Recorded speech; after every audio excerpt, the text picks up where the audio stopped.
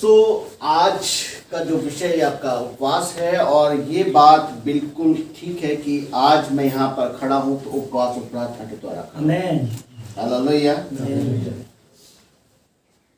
वचन में जाने से पहले मैं थोड़ा सा अपनी गवाही देना चाहता हूँ कि मेरी जिंदगी कैसे बची उपवास और प्रार्थना के द्वारा। मुझे नहीं पता था कि मेरा परिवार मेरे लिए दिन रात उपवास और प्रार्थना कर रहा है, क्योंकि मेरी जिंदगी एक बहुत बिगड़ी हुई जिंदगी थी। और मैं एक कंपनी में काम करता था, मोबाइल कंपनी में था, और उसमें एक ऑफिसर था।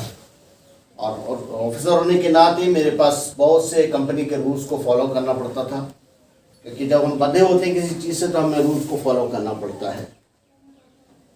लेकिन प्रभु की योजना दूसरी थी और मेरी ज़िंदगी बिगड़ती चली जा रही थी। और लेकिन मेरे लिए बचपन में ही अगमबाणी थी कि मुझे प्रभु का काम करना है। आमेन, आमेन। और उस चीज़ को मैंने बहुत हल्के में लिया और एक ही बात को बोलता था, जब समय आएगा तो कर लेंगे। जैसा उपदेश में लिखा, हर चीज़ का एक समय होता है, और ये बात बिल्कुल सच है कि हर चीज़ का एक समय होता है। अब मेरी ज़िंदगी चलती रही और उन बीच में फिर मैंने बहुत से ऐसी चीज़ें करी जो मुझे नहीं करनी थी, लेकिन शैतान बहुत जोरावर होता है। उसने बहुत दफा कोशिश करी मेरी जिंदगी को खत्म करने के लिए, लेकिन मेरा प्रभु जिंदा है और उसने मुझको बचा दिया। आमेन, आमेन, आमेन। आप बिलीव भी करेंगे कि मैंने 5 बार सुसाइड करने की कोशिश करी, 5 टाइम। अस्पताल में मेरी वाइफ तो बिल्कुल बदनाम हो चुकी थी कि इसका हस्बैंड हर 2-4 महीने के बाद आईसीयू में आ जाता है। मेरे फादर अब इस दुनिया में नहीं है, प्रभु में सो गए हैं। और जब जब मेरी आंख खुलती तो मैं देखता था कि वो मेरे बगल में बैठ के प्रार्थना कर रहे हैं। वो जिंदगी से प्रभु ने मुझे निकाला और आज इस लायक किया कि मैं उसके वचन का सुसमाचार कर सकूं। आमेन, हालेलुया। ये सारी चीजें उपवास और प्रार्थना के द्वारा हो रही है। मैं जीसस कॉल्स मिनिस्ट्री से भी जुड़ा हूं और वहां पर मैं वॉलंटियरी काम कर रहा हूं। वहां भी मेरे लिए प्रार्थना हो रही थी। तो मैं कहता हूं कि उपवास में शक्ति है। अगर आप उपवास करते हैं तो शैतान खुद ब खुद छोड़ के भाग जाता है उस जगह, क्योंकि उसको पता है कि अब मेरा हिलाने का समय आ गया है मुझे। लेकिन इसके साथ आपको वचन का भी जरूरी है। तो आज हम थोड़ी देर के लिए जाएंगे वचन के लिए, और ये वचन मुझे बहुत दिल को भाता है और मुझे बहुत अच्छा लगता है, क्योंकि ये वचन कहता है सीखो और सिखाओ। जब हम सीखते हैं तो हमको प्रभु कहता है कि दूसरों को भी सिखाओ। आमेन। क्योंकि जब तक आप दूसरों को नहीं सिखा पाएंगे, उस चीज को अपने पास ही रखेंगे तो वो चीज खराब हो जाएगी। Hallelujah, hallelujah. सो हम वचन में जाएंगे और देखेंगे कुलोसियों उसका 3 कुलोसियों उसका 3 अध्याय उसका 16 पद हम देखेंगे। कोई नेपाली में पढ़ देगा, फिर मैं हिंदी में पढ़ के बता दूंगा। कोलोसी 3:16 पद। 3:16। जहां पर हिंदी समझ में ना आए तो मुझे एक दफा बता दीजिएगा, मैं उसको रिपीट करके आपको बता दूंगा। तपाईँले हिन्दी बुझ्नुभयो भने हामी तपाईँलाई फेरि सोध्नुहोस् र फेरि पनि दोहोऱ्याउनुहुनेछ भन्दै हुन्छ। 3:16।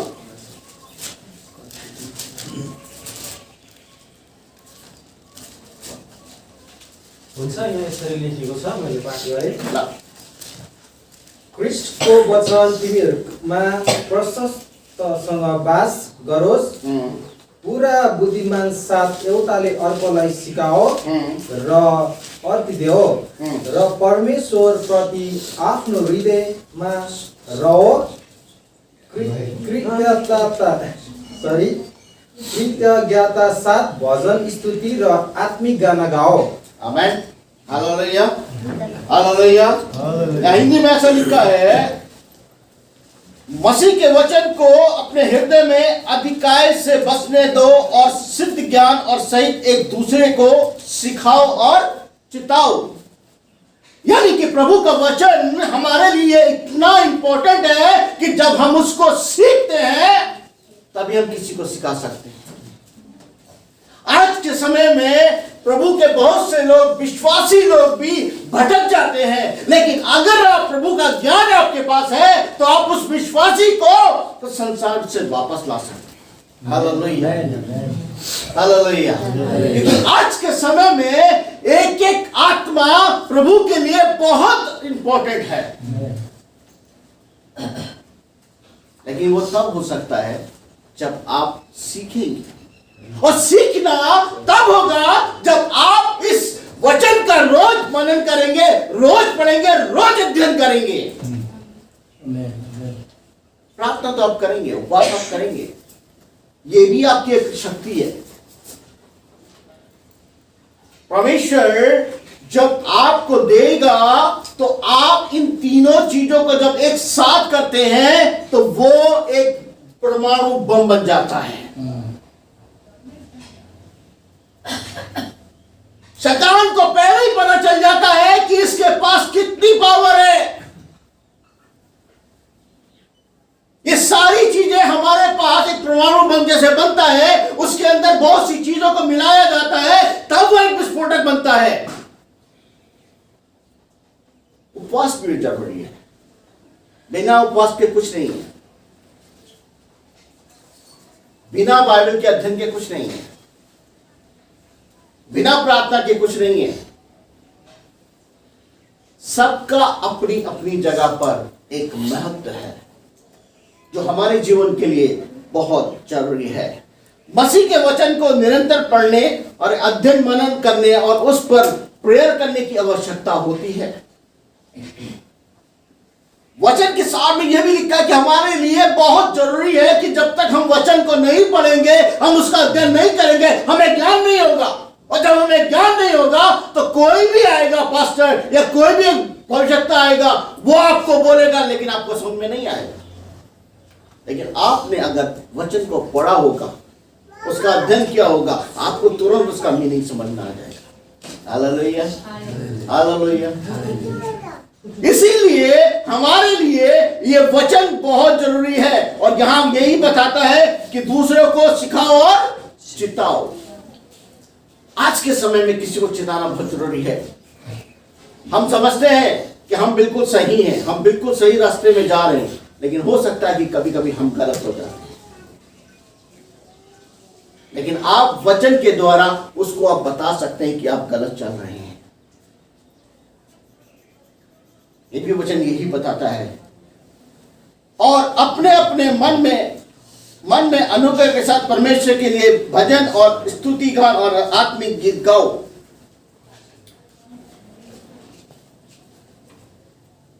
जब तक हमारे हृदय में बस ना जाए तब तक ऐसा होगा। हमारे विचार शब्दकार मसीह के द्वारा प्रभावित और उसके अनुसार होने चाहिए। हम कोई भी प्रोग्राम से पहले हम क्या करते हैं?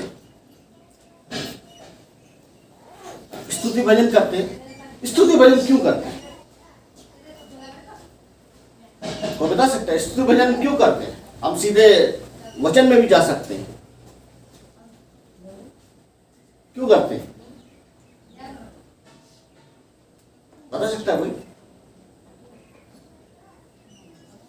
हामी वचनको सेवाकै जानुभन्दा अगाडि किन परमेश्वरलाई स्तुति प्रशंसा दिन्छौँ, तपाईँ के भन्न सक्नुहुन्छ भन्दै हुनुहुन्छ? आराधनाले चाहिँ रुख जमिनलाई मलिलो बनाउने काम, आत्मा को तैयार करने के लिए। आमेन, हालेलुया, आत्मालाई तयारी, हालेलुया, आत्मा को तैयार करने के लिए। जब तक आत्मा तैयार नहीं होगी आपको कोई भी चीज समझ में नहीं आएगी। जब आत्मा तैयार हो जाती है तो आप किसी भी चीज को जो वचन के द्वारा बोली जा रही है आप एक्सेप्ट करते हैं, आपके जीवन में उतर आती है और आपको प्रभु के पास नजदीकी लेकर जाती है। हालेलुया, हालेलुया, है ना? इसीलिए हमारे लिए भजन भी बहुत जरूरी है, स्तुति गान भी बहुत जरूरी है, आत्मिक गीत के द्वारा वचन शिक्षा हमारे जीवन के लिए बहुत जरूरी है। मेरे प्रियो, विश्वासियों के जीवन में आज्ञाकारिता जीने के लिए सावधान रहना चाहिए। आपको सावधान भी रहना है। आत्मिकता में जब आप चलते हैं तो आपके जीवन में बहुत सी कठिनाइयां आना शुरू हो जाती हैं, और जब कठिनाई आती है तो आपका जीवन क्या हो जाता है, डामाडोल होने लगता है। लेकिन वचन हमें कहता है, पौलुस हमको बताता है कि हमको क्या करना है, दृढ़ रहना है। आपका विश्वास आपको प्रभु के और नजदीक में लेके जाता है। हालेलुया, है ना। उसके बाद हम पढ़ेंगे रोमियो 10:17। रोमियो 10:17। रोमी 10:17 पद। रोमी 10:17 पद।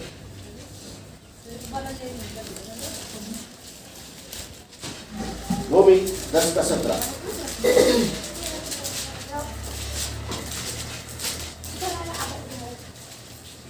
जल्दी जल्दी पढ़ देंगे। यसो लेखिएको छ यहाँ, हाँ, जे सुनिएको छ त्यसैबाट विश्वास आउँछ र जे सुनिन्छ त्यो क्रिस्टको प्रचारबाट आउँछ। आमेन, हालेलुया, हालेलुया। हिंदी में लिखा है, विश्वास सुनने से और सुनना मसीह के वचन के द्वारा होता है। आमेन। यानी कि मसीह का वचन हमारे लिए इतना जरूरी है कि हमारी संसारता को दूर कर देता है और आत्मिक जीवन हमारे जीवन में ले आता है। बहुत से लोग होते हैं कि जब सेवा होती है तो आते तो हैं, लेकिन उतने समय तक ही उनके जीवन में वो सेवा रहती है जितने समय तक वो उस जगह पर बैठे हैं। जैसे ही वो बाहर जाते हैं उनका जीवन क्या होता है, संसार आके कब्जा कर लेता है। इसीलिए हमारे जीवन के लिए उसके ऊपर विश्वास करना बहुत जरूरी है। बिना विश्वास के कुछ नहीं हो सकता है, और जब तक आप उसके वचन को ठीक से सुन के मनन नहीं करते हैं तब तक आपके जीवन में कार्य नहीं हो पाता है। और ये वचन भी हमें ये बताता है, विश्वास सुनने से और सुनना मसीह के वचन के से होता है। यानी कि इस वचन के द्वारा हमारे जीवन के लिए बहुत जरूरी है। आगे देखिए कुलुस्सियों 1:28। ये आपको और ठीक समझ में आएगा। कुलुस्सियों 1:28। कोलोसी 1:18 ए 28।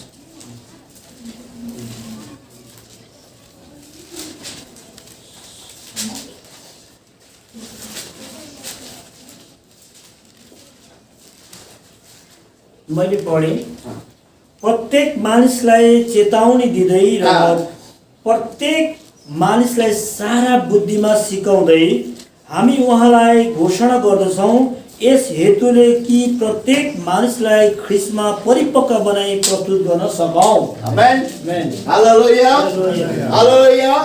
यानी कि वचन भी हमको एक क्या कर रहा है, पौलुस हमको क्या वचन के द्वारा एक चेतावनी दे रहा है कि हमारे लिए वचन का महत्व कितना बड़ा है ना। हिंदी में ऐसा लिखा है, जिसका प्रचार कर हम हर एक मनुष्य को चेतावनी देते हैं। अगर आज हम कोई अन्य जाति के लोगों को अगर हम प्रभु का सुसमाचार सुनाते हैं, उसको बताते हैं, उसे समझाते हैं, जो वचन हमने सीखा है तभी हम उसको सिखा सकते हैं, तभी हम उसको ठीक से बता सकते हैं कि प्रभु के वचन में ऐसा लिखा है कि अगर आपका जीवन पाप में रहे तो प्रभु ने आपके पापों को क्षमा किया। Hallelujah, hallelujah. लेकिन अगर आपको नहीं पता है तो आप क्या उसको बता सकते हैं, क्या समझा सकते हैं, या उसको चेतावनी दे सकते हैं कि नहीं, अपने जीवन को आप बदलो, है ना।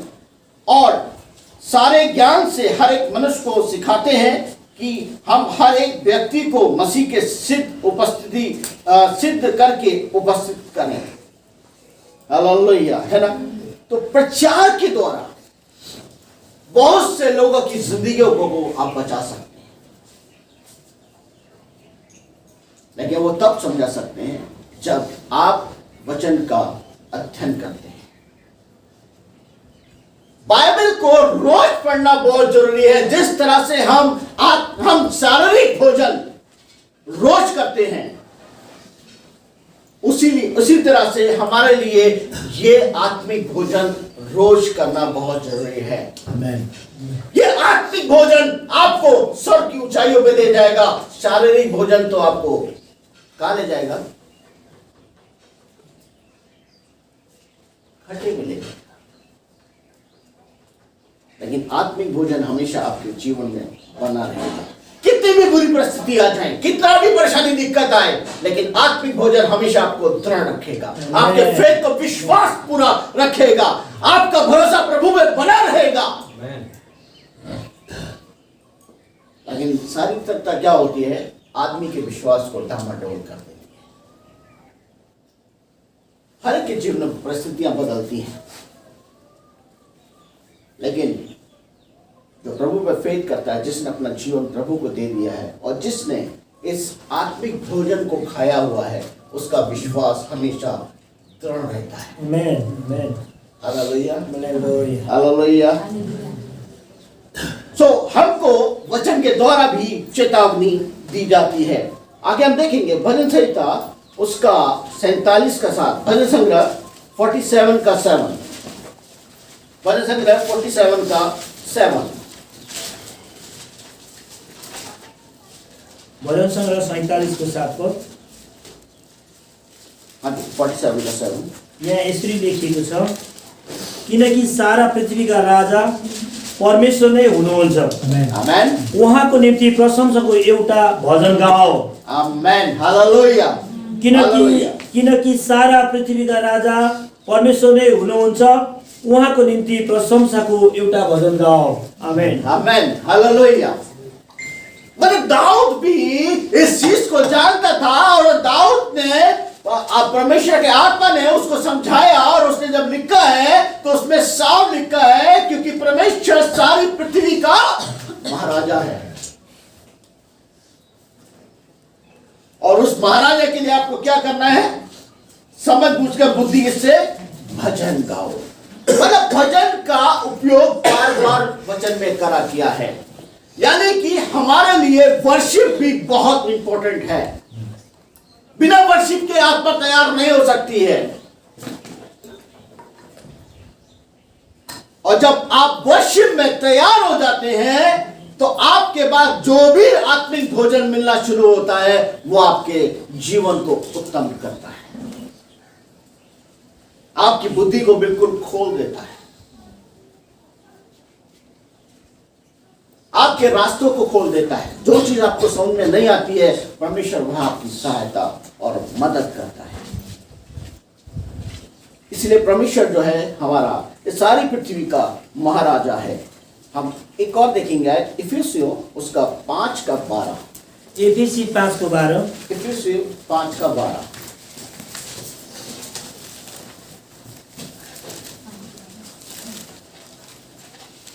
एफिसी 5 को 12 मैले नै पढेँ। किनकि तिनीहरूले गुप्तमा गरेका कामको विषयमा भन्नु परमेश्वरमा कुरा हो। एफिसी 5 का 12। हाँ, 5 का 12। यहां पर ऐसा लिखता है हिंदी में, क्योंकि उसके गुप्त कामों की चर्चा भी लज्जा की बात है। नहीं, 5 का 19, सॉरी 5 का 19। सरी 19। हाँ, 19 19 में यसरी लेखेको छ, जी। एउटाले अर्कोसँग भजन गीत र आत्मिक गानमा बोल्दै र आफ्नो सम्पूर्ण हृदयले प्रभुको निम्ति गाउँदै र धुन निकाल्दै। आमेन। हालेलुया। अब इसका जो मीनिंग है, तो उदाहरण है, आपके जीवन में आत्मिकता बहुत जरूरी है, आपके जीवन में भजन बहुत जरूरी है।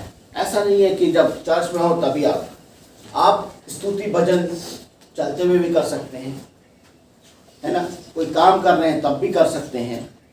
और जब आप किचन में हैं तब भी कर सकते हैं, जब आप प्रार्थना में हैं तब भी आप कर सकते हैं।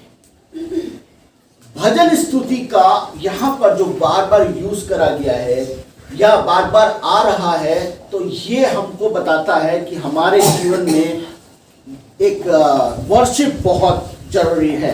पौलुस द्वारा लिखा गया वचन, जो पवित्र आत्मा के अभिषेक के द्वारा लिखा गया, इस वचन के द्वारा 4 बातें हम देखते हैं। हम 4 बातें देखते हैं। पहला, हमारे आत्मिक गीत भजन सर्वप्रथम परमेश्वर के लिए विनती व स्तुति की प्रेयर के साथ होनी चाहिए। हम जो भी गाने गा रहे हैं, हम जो भी स्तुति और भजन कर रहे हैं, वो सिर्फ परमेश्वर के लिए होना चाहिए। Yes, hallelujah, hallelujah, hallelujah, hallelujah. अब ऐसा नहीं है कि आप भजन भी गा रहे हैं और फिर थोड़ी देर के बाद फिल्मी गाने भी गा रहे हैं। क्या वो एक्सेप्ट होंगे? नहीं। वो परमेश्वर तक पहुंचेंगे? आपकी आत्मा तैयार होगी? नहीं होगी मेरे को। इसलिए जब आप आते हैं प्रार्थना में, तो अपने आप को तैयार करके आते हैं। दूसरी बात जो उसमें है, आत्मिक गीत गाना आत्मिक उन्नति, धन्यवाद करना और प्रेयर का माध्यम होता है। आत्मिक गीत गाना आपकी आत्मिक उन्नति करता है, आपको तैयार करता है। अभी सेवा शुरू हो रही थी, उससे पहले क्या करा गया? वर्शिप करी गई थी। क्यों? क्योंकि यहां पर अभी एक नियम है कि कोई भी वचन में जाने से पहले, प्रार्थना में जाने से पहले क्या करेंगे? हमको वर्शिप जरूरी है।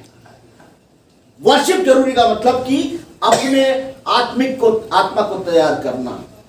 प्रभु, मैं आपके नजदीक में आ रहा हूं, मैं आपके नजदीक में आ रही हूं, मेरा नियंत्रण अपने हाथ में लीजिए, ताकि जो भी मुझे प्रभु के दासों के द्वारा दिया जा रहा है वचन, उसको मैं ठीक से क्या करूं?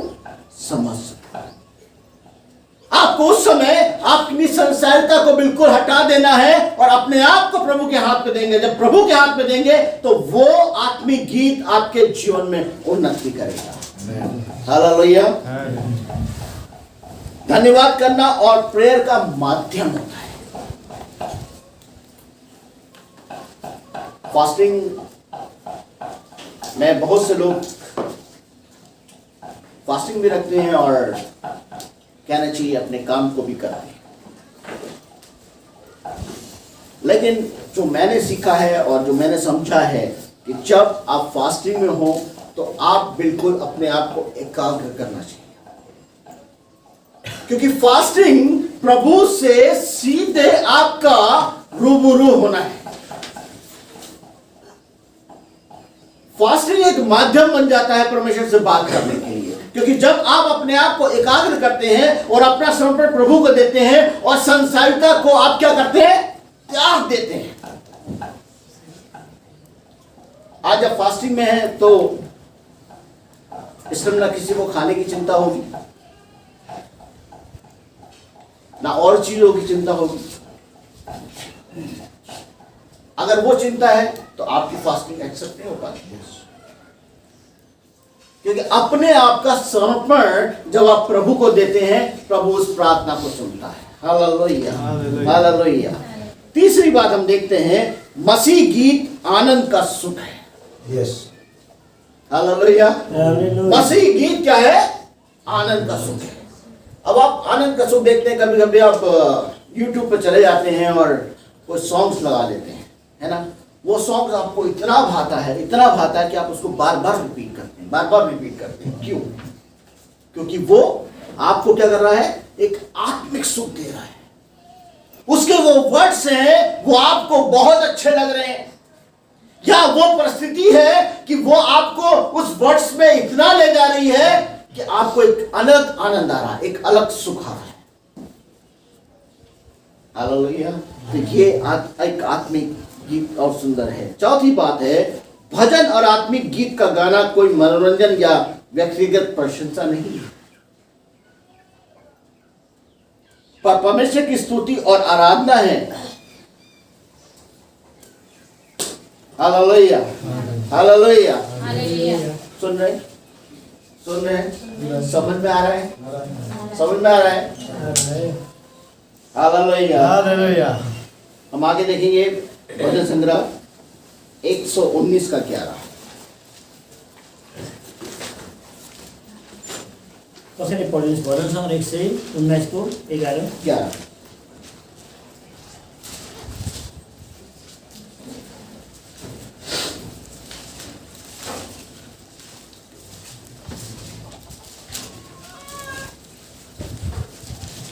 तपाईँको विरोधमा पाप नगरौँ भनेर मैले तपाईँको वचन आफ्नो हृदयमा लुकाइराखेको छु।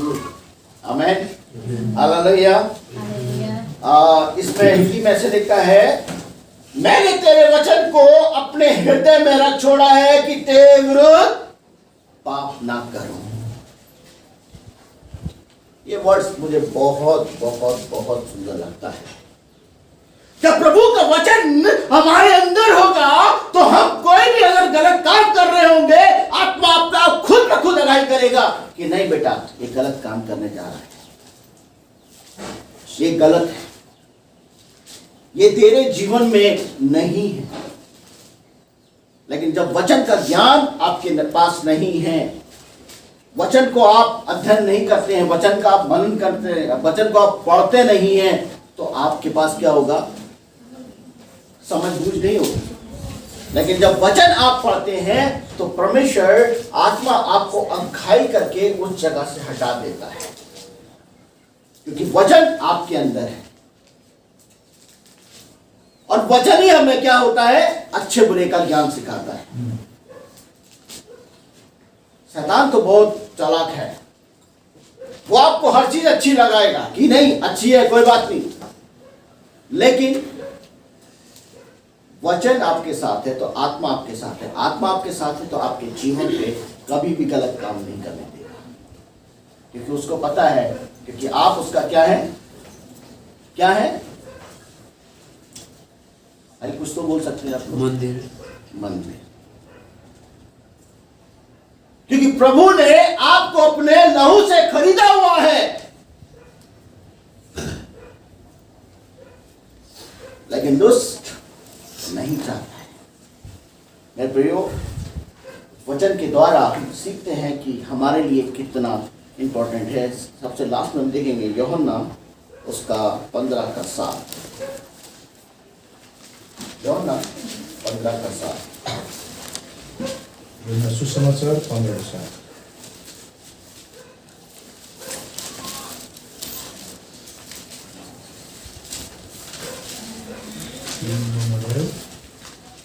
मेरा वचन सुन्नुभयो भने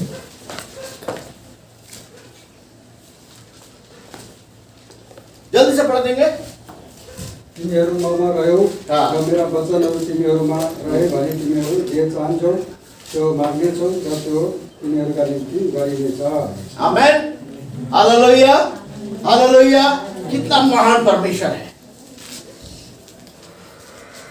लेकिन वो एक रूल्स को हमारे जीवन में क्या करना चाहता है? फॉलो करना चाहता है, क्योंकि वो हमेशा हमको देने पे है, लेकिन हमसे भी वो चाहता है कि वो हम क्या करें? उसकी आज्ञा का पालन करें। हमारे जीवन में आज्ञाकारिता का बहुत ज्यादा महत्व है। अगर आज्ञाकारिता हमारे जीवन में है तो हम हमेशा सफल होते हैं। हालेलुया। हालेलुया। जिस तरह से दाऊद अपने तीनों टाइम की प्रार्थना किया करता था, डैनियल प्रार्थना करता था, बहुत से वचन में है नबी जो हमेशा क्या करते थे? प्रार्थना किया करते थे। पतरस जब जेल में था तो क्या हुआ था? उपवास के संग प्रार्थना करी गई थी। क्या करा था? किया था, नियम का पालन किया गया था। आज आप लोग सब इकट्ठा हैं। इकट्ठा होने का मतलब है कि जहां 2 या 3 मेरे नाम से इकट्ठा होते हैं, वहां पर आत्मा क्या करता है? बड़ा काम करता है। हर एक के अपने अपने मकसद होंगे, हर एक का अपना अपना एक मोटो होगा कि एक उद्देश्य होगा, लेकिन परमेश्वर हर चीज को देखने वाला परमेश्वर है। इसीलिए आपके जीवन में जरूरी है, उपवास जरूरी है, प्रार्थना जरूरी है, वचन जरूरी है, स्तुति जरूरी है, भजन करना जरूरी है। ये सारी चीजें मिलकर आपके जीवन में क्या करेंगी? भलाई उत्पन्न करेंगी, आपके जीवन को परमेश्वर के नजदीक में लेके जाएंगी, आपकी जरूरतों को परमेश्वर पूरा करेगा। और उसका जीता जाता उदाहरण मैं अपने लिए खुद कहता हूं कि परमेश्वर ने आज मुझे बहुत अच्छा रखा हुआ है। आमेन। आज मुझे इस लायक किया है कि मैं खड़े होकर उसके समाचार को सुना पा रहा हूं। मैं उस परिस्थिति से निकला हूं। वो परिस्थिति ऐसी थी कि मुझे नहीं पता था कि आज मैं जिंदा होता कि नहीं होता, लेकिन परमेश्वर को यह भाता नहीं था कि मैं जिंदा ना रहूं।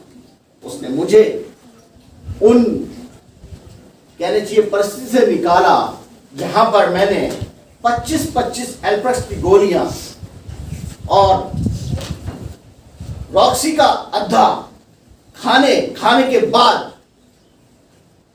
मैंने सुसाइड करने की कोशिश करी, लेकिन प्रभु ने मुझे नहीं होने दिया, क्योंकि उसने मेरे जीवन में लिखा था कि तुझे मेरा काम करना है। लिखा है ना कि मैंने तुमको चुना है, तुमने मुझे नहीं चुना। तो परमेश्वर जब चुनता है अपने लोगों को तो इसी तरह से चुनता है कि आज मैं खड़े होकर विश्वास के साथ और जोश के साथ प्रभु के सुसमाचार को सुना पा रहा। Hallelujah, hallelujah. सो इस छोटे से वचन के लिए प्रभु का धन्यवाद देते हैं।